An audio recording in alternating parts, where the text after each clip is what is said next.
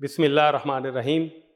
اللہ کی خاص رحمتوں سے بھرپور دن عشرہ ذوالحجہ یعنی ذوالحجہ کے پہلے 10 دن وہ عظیم اور بابرکت ایام ہیں جنہیں اللہ تعالیٰ نے قرآن مجید میں قسم کھا کر بیان فرمایا، قسم ہے فجر کی اور 10 راتوں کی۔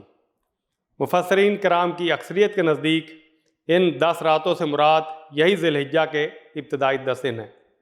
یہ وہ دن ہیں جن میں عبادت کا اجر کئی گنا بڑھا دیا جاتا ہے۔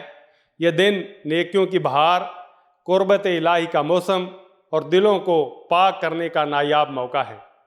رسول اللہ صلی اللہ علیہ وسلم نے فرمایا، اللہ کے نزدیک کسی دن کی عبادت اتنی محبوب نہیں جتنی ان 10 دنوں کی عبادت۔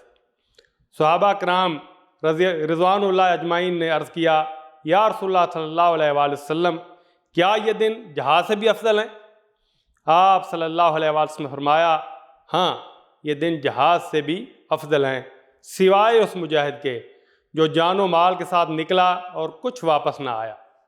یہ وہ ایام ہیں جن میں حج جیسے عظیم رکن کی ادائیگی ہوتی ہے۔ عرفہ کا دن آتا ہے جس کے بارے میں رسول اللہ صلی اللہ علیہ وآلہ وسلم نے فرمایا، یہ دن جہنم سے سب سے زیادہ لوگوں کی نجات کا دن ہے۔ یہی دن ہے جس میں اللہ کے محبوب بندے حضرت ابراہیم علیہ السلام اور حضرت اسماعیل علیہ السلام کی عظیم قربانی کی یاد منائی جاتی ہے۔ یہی دن ہیں جن میں اللہ تعالیٰ کے ذکر، تکبیرات، تلبیح اور تسبیح سے فضا گونجتی ہے۔ اللہ اکبر، اللہ اکبر، لا الہ الا اللہ، واللہ اکبر، اللہ اکبر وللہ الحمد۔ یہ 10 دن بندے کو اللہ کے قریب کرنے، گناہوں کی معافی پانے، دلوں کو پاک کرنے اور نیکیوں کے ذخیرے اکٹھے کرنے کا ایسا سنہری موقع ہے جو سال میں دوبارہ نہیں آتا۔ ان دنوں میں روزے رکھے جائیں، خاص طور پر 9 ذوالحجہ یعنی عرفہ کا روزہ، جس کے بارے میں آپ صلی اللہ علیہ وسلم نے فرمایا، میں اللہ سے امید رکھتا ہوں کہ عرفہ کا روزہ ایک پچھلے سال اور ایک سال بعد کے گناہوں کا کفارہ بن جائے گا۔ اس عشرہ میں قرآن کریم کی تلاوت کی جائے، صدقہ و خیرات کیا جائے، صلہ رحمی کی جائے، توبہ و استغفار کیا جائے، تہجد اور دیگر نوافل کی کثرت کی جائے۔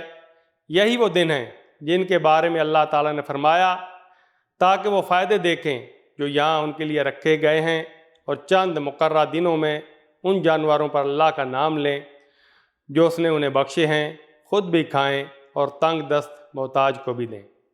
یہ دن اللہ سے محبت، قربانی، ذکر، شکر اور قربت کے دن ہیں۔